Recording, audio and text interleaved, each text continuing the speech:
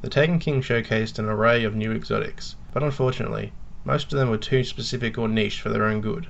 An example would be the Empyrean Bellicose, a Titan exotic helm that grants the skill tree perk from the Warlocks Sunsinger subclass. While it may be useful in a handful of scenarios, it really forces you to play a certain way to get the most out of this exotic. Getting a free perk from a subclass tree has a very solid potential, as is the case with the Thagomizers, letting you stack Amplify for massive super energy on a kill, with Overload, given a rapid cooldown on the melee attack, or within no backup plans, given the Relentless perk from the Defender skill tree for free, but with an additional bonus or shotgun kills also triggering the Force Barrier. But with the Empyrean Bellicose, you're getting a perk from another character's skill tree, so you aren't able to build around the perk in a similar way.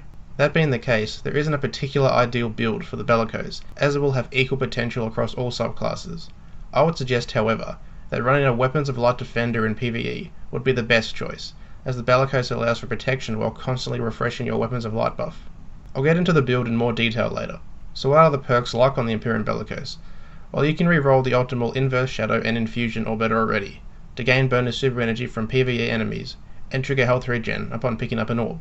Having your health returned from an orb pickup can be useful considering the exotic perk, which grants hovering in air for a few seconds while aiming, and orb pickups while your super is full will grant melee energy. So the Bellicose gives you Angel of Light from the Sunsinger, and gives melee energy from orbs when your super's charged. The ability to pick up orbs while you're charged can work well with Infusion at times, but it is still very inefficient to waste orbs in that way. The Angel of Light perk is interesting, as it can really throw people off guard in the Crucible, and can be useful during airborne modifier content in PvE. Given its benefits, you'd think that Warlocks would use Angel of Light all the time, but given that you have to forfeit either a second grenade via Gift of the Sun, or the ability to trigger burn damage from grenades with Touch of Flame, you nearly never see Angel of Light in any content. The same would go for the Bellicose. While it's an exotic and not a skill tree perk, when you could have other exotics that grant excellent maneuverability like Twilight Garrison, or bonus heavy ammo or a grenade, you would rarely find content where you'd think that the Bellicose is the best choice. But still, I mentioned there are uses in PvE and PvP, so I'll just go over a few. Actually first, let me point out that this is another example of an exotic that has no coherence between the exotic perks. When you have exotics that have perks that work in tandem, or at least within the same ballpark, to give the Bellicose perks like Angel of Light and Orbs grant melee energy when your super is full, it simply makes no sense. Both of these perks have nothing to do with each other, and while it may be considered ideal to get a broader range of perks, I still feel like exotics are far better when they're focused on a particular thing, not trying to be a jack of all trades exotic, even though I'd hardly call Angel of Light and melee energy a jack of all trades. So what I'm saying is that the melee energy perk is really holding this exotic back.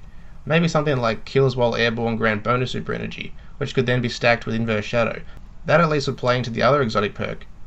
Anyway, just a thought. So getting back to reality, the Bellicose is an average exotic at best. I've seen some elite players make some good plays with the Bellicose in the Crucible, but since it relies on the element of surprise, once you've used that tactic, any competent player shouldn't be fooled by it again. As for PvE, Bellicose is actually a decent defensive choice for most content, but particularly in airborne modifier content. Since you'll be able to effectively snipe while airborne with the Bellicose, you'll deal far more damage consistently than if you're just trying to jump snipe. Couple it with a Defender and Weapons of Light, you'll be able to deal solid damage and still have some means of protection. So next time you see the airborne modifier in the Heroic Strike playlist, or even airborne and specialist, give the Empyrean Bellicose a go. You may just be surprised at the impact you can have. So anyway, I hope I was able to give you some insight into the Empyrean Bellicose. Thanks for watching, guys.